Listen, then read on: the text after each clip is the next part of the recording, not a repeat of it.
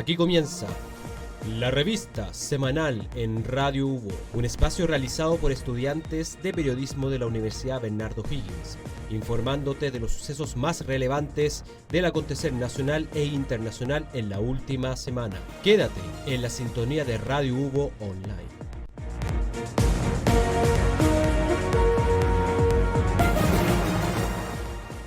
Buenas, bienvenidos a Radio Hubo.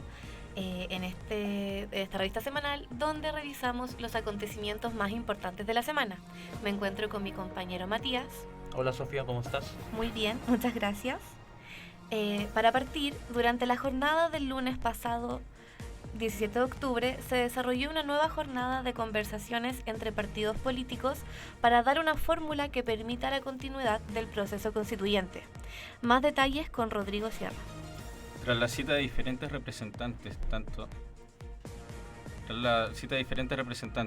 de Chile Vamos como del oficialismo, reconocieron que se inició una segunda etapa en los diálogos luego de haber conversado sobre las bases constitucionales.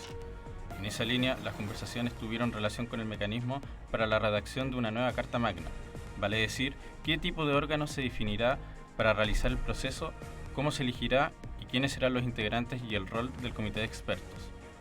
A pesar de que hay al menos 25 ideas diferentes sobre la mesa, según indicaron, las conversaciones se han dado en un buen tono, pese a las diferencias sobre un órgano totalmente electo o una convención mixta. Sin embargo, el presidente de la Cámara de Diputados, Raúl Soto, apuntó a que todavía no se puede dar por hecho que el acuerdo esté cerrado. Asegura que no hay ningún acuerdo, solo una propuesta del oficialismo de 134 convencionales para un órgano electo, mientras que Chile Vamos plantea un órgano mucho más acotado, más cercano a los 50. Además, el presidente de la Cámara Baja anunció que, en el caso de llegar a un mecanismo más acotado, deben tener ciertas características con un funcionamiento distinto, con el propósito de dar más garantías a los acuerdos que en la convención anterior. Desde la bancada de Chile Vamos, el diputado UDI, Guillermo Ramírez, cuestionó la propuesta que presentó el oficialismo. Recalcó que dicha propuesta es peligrosa asemejándose a la convención anterior y que es una pérdida de tiempo. Asimismo, anunció la intención que tiene Chile Vamos como oposición, ofreciendo un proceso más corto, sobrio y moderado, que termine por entregar una propuesta donde el país apruebe mediante un plebiscito de salida. Muchas gracias, Rodrigo, por actualizarnos la nueva continuidad del nuevo proceso constituyente para nuestro futuro del país. En ámbitos de salud, después de la pandemia, que nos estuvo encerrado por más de 2 años, y desde el fin de la mascarilla, en las últimas 48 horas, el Ministerio de Salud anunció 22 fallecidos y más de 5.000 casos nuevos de coronavirus. Más detalles nos entrega la periodista Pia Monem. MinSal informó las preocupantes cifras que han ido en aumento entre este lunes 17 y martes 18 de octubre, agregando que desde la semana pasada los casos han ido en aumento a nivel nacional. Hasta la fecha, el total de fallecidos por el virus asciende a 61.455 víctimas en el país. Asimismo, el aumento de casos activos ha dado con más de 9.000 afectados.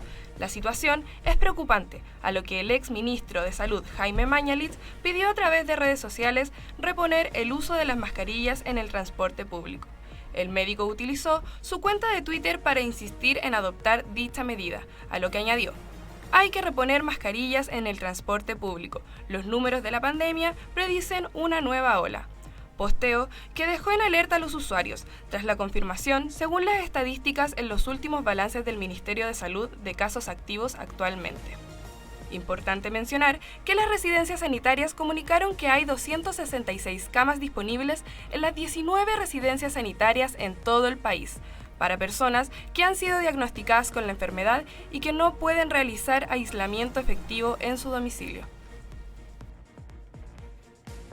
Suena a un importante retroceso dentro de lo que se ha podido resolver de la pandemia. Por otro lado, el discurso del presidente de la República, Gabriel Boric, saqueos y violencia marcaron este 18 de octubre en distintos lugares de Chile por la conmemoración del estallido social. Transcurridos 3 años desde que los chilenos protestaron exigiendo dignidad e igualdad en las calles, la jornada inició con un mensaje del mandatario, llamando a la unidad, recordando las violaciones a los derechos humanos cometidos durante el estallido social y un cuestionado apoyo a Carabineros, que causó polémica entre algunos parlamentarios por hacer referencia a los abusos sexuales de los uniformados en dicho contexto. Respecto a los hechos violentos acontecidos, el subsecretario Monsalve informó cifras preocupantes pero más alentadoras que el año pasado y sin reporte de fallecidos, con saqueos en diversas ciudades, siendo una de las comunas más afectadas Puente Alto. 4 ataques a cuarteles policiales y 24 carabineros lesionados, 150 eventos de alteración al orden público y 15 saqueos.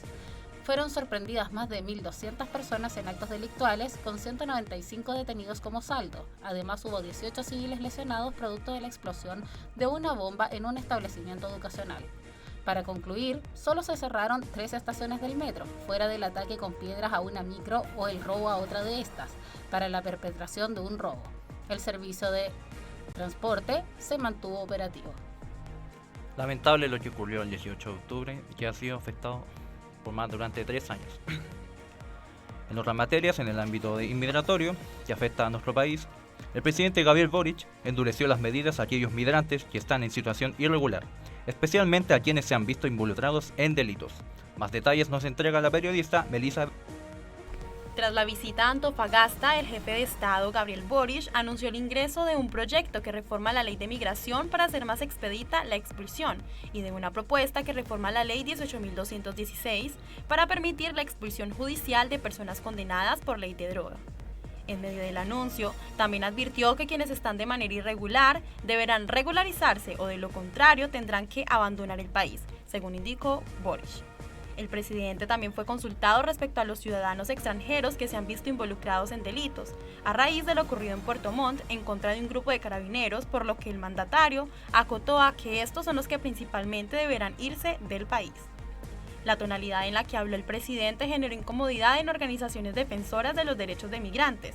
Rodolfo Noriega, representante de la Defensoría de Migrantes en Chile, reaccionó a los dichos del presidente, acotando a que su discurso volvió a la lógica de criminalizar la migración y subjetivizar el problema de la seguridad social en el grupo más vulnerable como lo son los migrantes.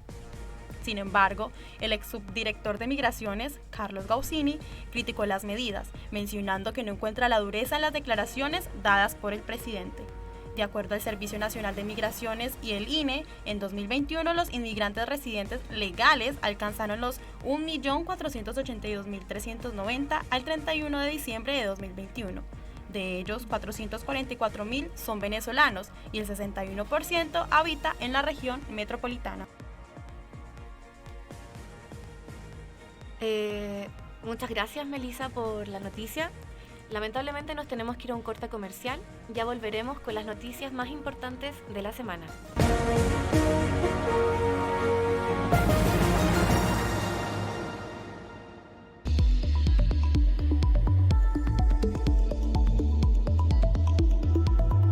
¿Cómo hemos participado en el proceso de acreditación institucional? Para el proceso de acreditación de la universidad y particularmente durante la autoevaluación, toda la comunidad académica y estudiantil ha participado de varias formas.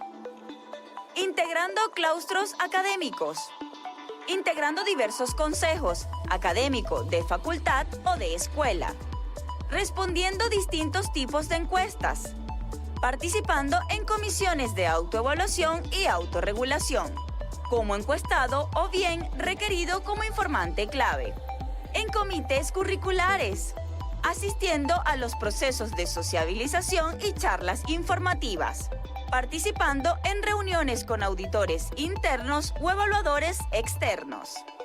La acreditación es tarea de todos. Conectados, crecemos más.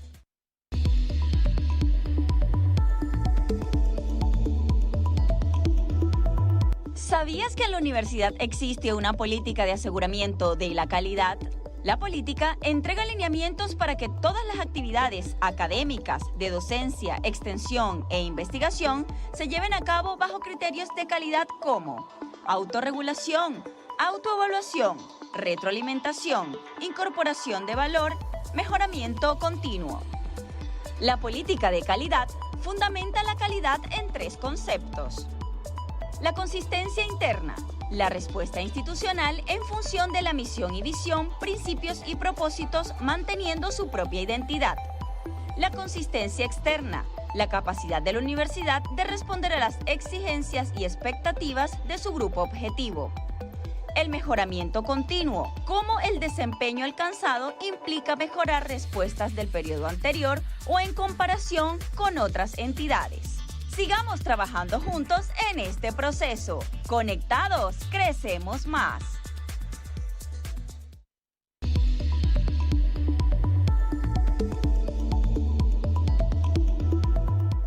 ¿Qué es un sistema de aseguramiento de la calidad en la educación superior?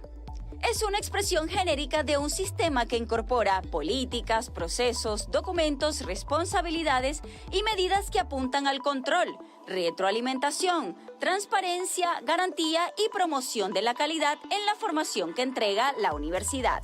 En la UBO, nuestro sistema de aseguramiento de la calidad se encuentra patentado en innovación por la Oficina Europea de Patentes y en la Organización Mundial de la Propiedad Intelectual. Además de lo anterior, se encuentra certificada bajo la norma internacional ISO 9001-2015 ante la agencia certificadora española AENOR.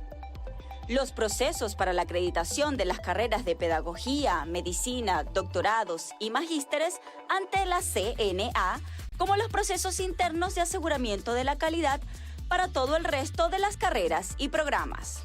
La acreditación es tarea de todos. Conectados, crecemos más.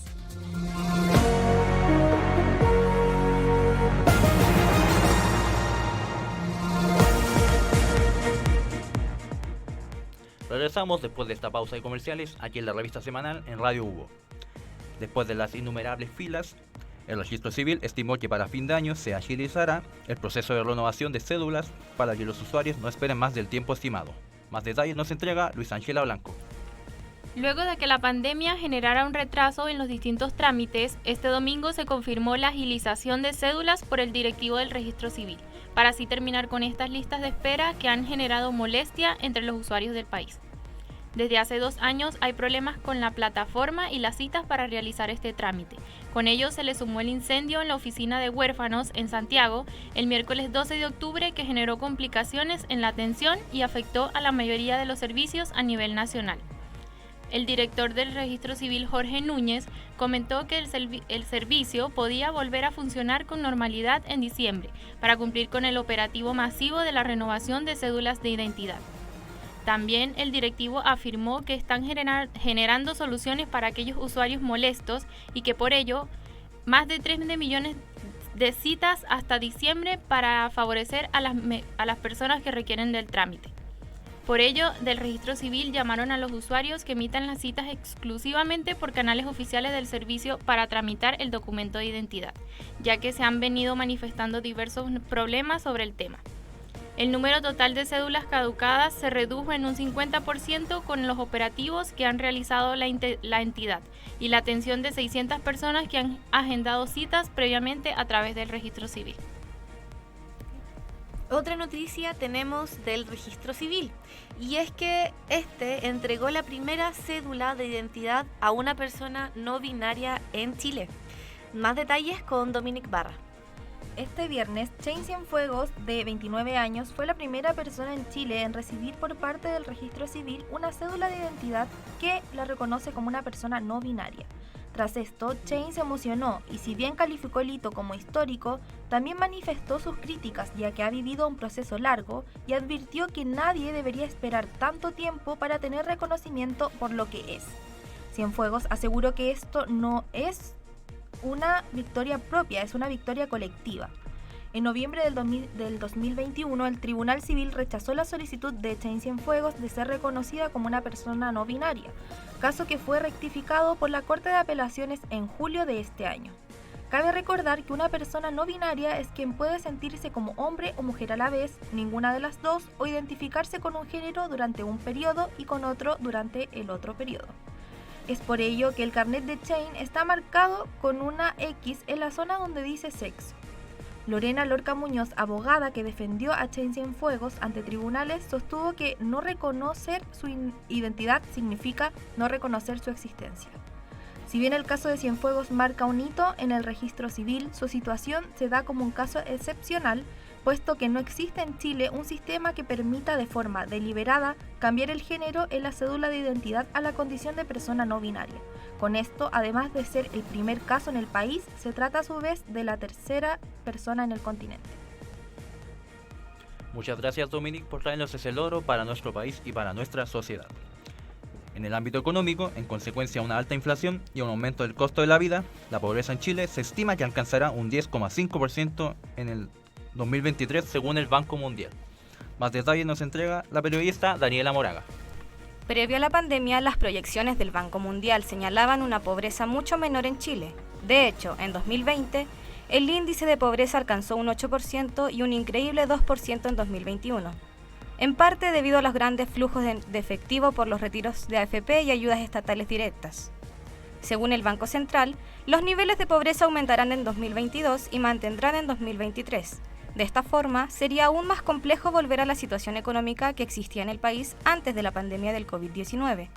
Esta entidad apuntó que en medio de la desaceleración económica, la alta inflación y las transferencias públicas limitadas para apoyar a los hogares vulnerables, se prevé un aumento de 10,5% en pobreza, y el índice de Gini se incrementará un 47,1% en 2022, manteniéndose en estos niveles en 2023 sin volver a la situación previa del COVID-19.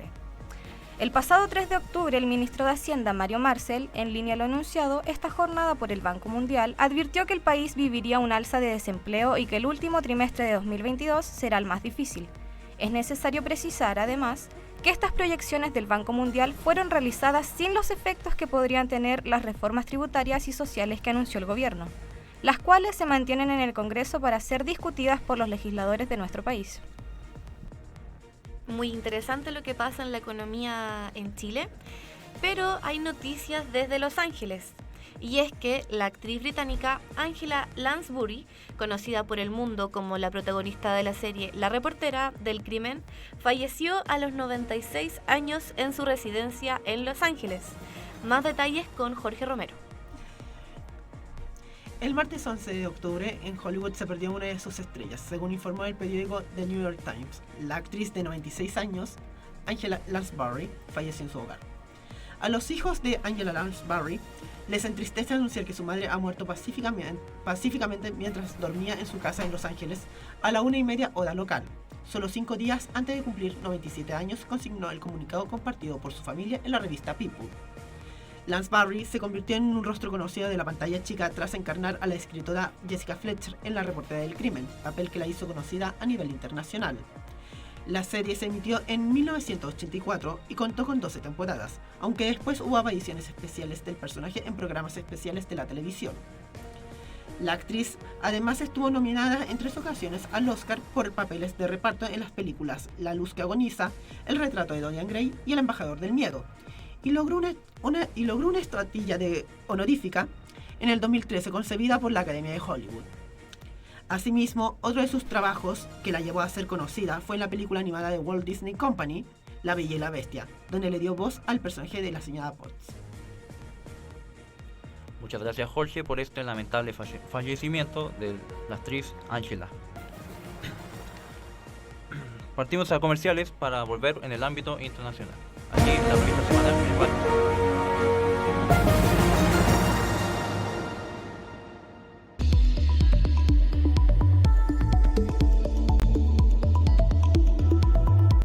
Desde abril del 2021, la UBO se encuentra en proceso para renovar su acreditación institucional, efectuados por la Comisión Nacional de Acreditación, CNA. Pero, ¿qué es la acreditación?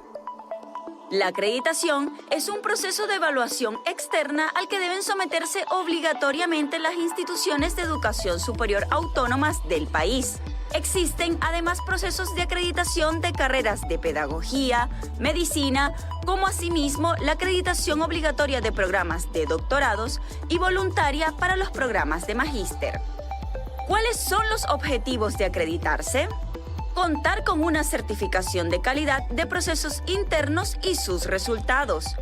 Los estudiantes nuevos que se incorporen a instituciones acreditadas podrán acceder a financiamiento estatal o recursos que cuenten con garantía fiscal para el financiamiento de sus estudios. Para las carreras de medicina y pedagogía, la acreditación es obligatoria según lo establece la Ley 20.129. En el caso de los posgrados acreditados, sus estudiantes podrán optar a fondos concursables de becas con financiamiento estatal. Sigamos trabajando juntos en este proceso. Conectados, crecemos más. Usa mascarilla. Lava tus manos. Mantén distancia. Ventila. Sigamos cuidándonos contra el COVID-19.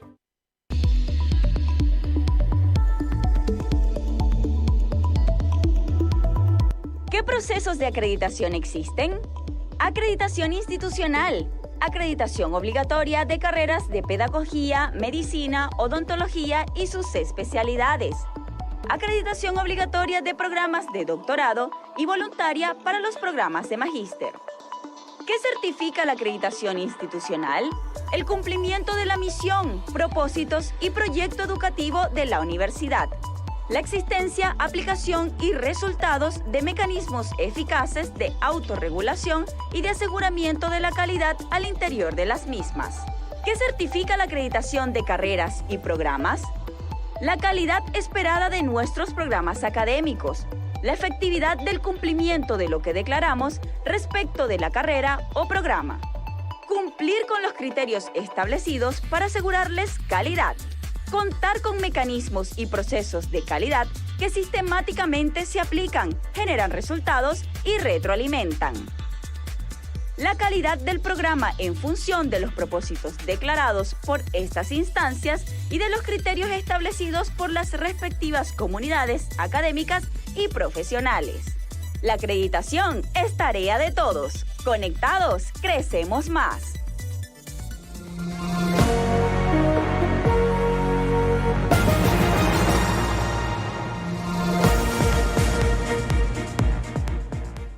Estamos de vuelta en Radio Hugo para darle las noticias más importantes de la semana.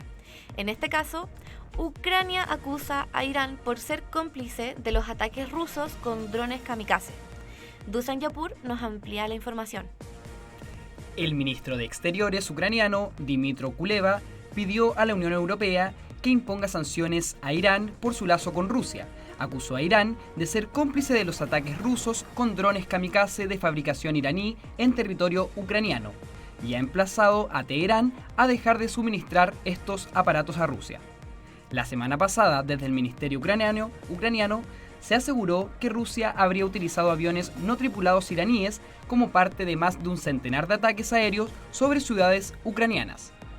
Estos ataques en Kiev han dañado edificios residenciales, centrales eléctricas, plantas de tratamiento de aguas residuales, puentes, parques infantiles, así como otro tipo de infraestructuras e instalaciones civiles, dejando además víctimas fatales.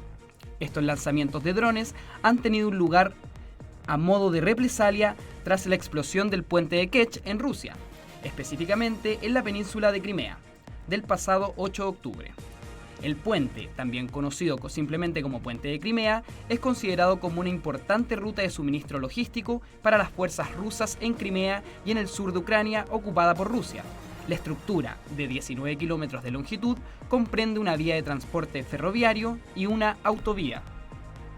Inaugurado por el presidente ruso Vladimir Putin en 2018, se trata de una de las obras de infraestructura más importantes de la península desde su incorporación a Rusia en 2014 y es considerado por Ucrania como un símbolo de la ocupación rusa. Las autoridades rusas no han emitido datos sobre los números de misiles disparados durante el conflicto, pero el ministro de Defensa ucraniano afirmó recientemente que Rusia ha utilizado la mayor parte de su arsenal de misiles de alta precisión. Bieleskov admitió que los ataques con drones Shahed suscitan el temor que las defensas aéreas de Ucrania sean inadecuadas, pero dijo que su uso, incluso en gran número, no puede revertir los avances de Ucrania en el campo de batalla. Muchas gracias, Dusan, por traernos la actualización del conflicto de Ucrania-Rusia. Y viajamos a países nórdicos, ya que el pasado lunes, 17 de octubre, el candidato conservador Ulf Kristersson fue elegido por el Parlamento como primer ministro de Suecia. Llegó al poder gracias a los votos de los demócratas de Suecia, un partido de extrema derecha. Más detalles nos entrega la periodista Emma Venancio. Esto marca una nueva era política para el país tras 8 años de gobierno de la izquierda. En efecto, Ulf Kristersson, jefe del Partido Moderado, sucedió a Magdalena Andersson. Recibió 176 votos a favor de su elección como jefe de gobierno y 173 en contra. Desde las elecciones legislativas del 11 de septiembre, el nuevo primer ministro trabajó para unir a los nacionalistas y a la derecha tradicional. El viernes 14 de octubre, tras varias semanas de negociaciones, presentó un acuerdo político con los otros 3 líderes de la mayoría, incluido el líder del SD, un partido de extrema derecha, Jimmie Åkesson. Así, la nueva mayoría está formada por los 3 partidos de derecha, los moderados, los democristianos, los liberales y un partido de extrema derecha, los demócratas suecos, con 73 asientos en el Parlamento. Ahora los 4 partidos prevén nuevas medidas para los próximos meses para luchar contra la delincuencia y la inmigración y apuestan por una reactivación de la energía nuclear con la construcción de nuevos reactores. El otro reto del primer ministro, la entrada del país en la OTAN. Y de Suecia nos vamos a Australia, ya que esta renuncia a reconocer a Jerusalén como capital de Israel, provocando la ira de las autoridades del país. Tenemos más detalles con Valentín Meyer. Sí, en 2018 el gobierno conservador de Scott Morrison decidió, imitando al expresidente de Estados Unidos, Donald Trump, trasladar su embajada de Israel a Tel Aviv, de Tel Aviv a Jerusalén, reconociendo así esta ciudad como capital del país hebreo.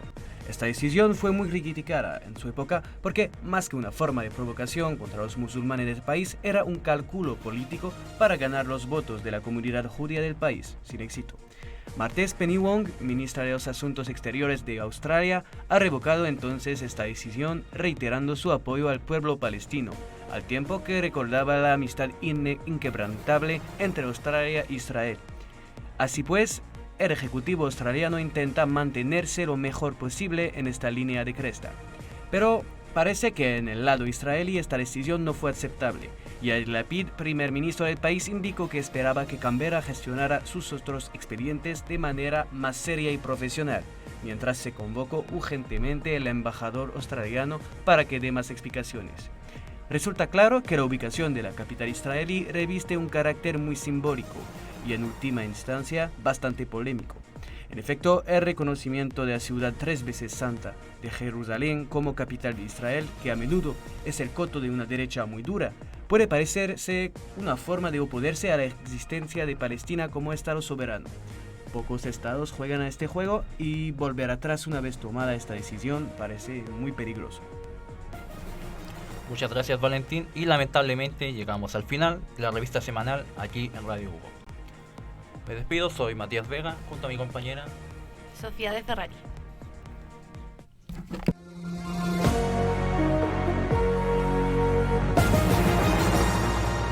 Aquí termina la revista semanal en Radio Hugo, un espacio realizado por estudiantes de periodismo de la Universidad Bernardo Higgins, donde te informas de los sucesos más relevantes del acontecer nacional e internacional en la última semana.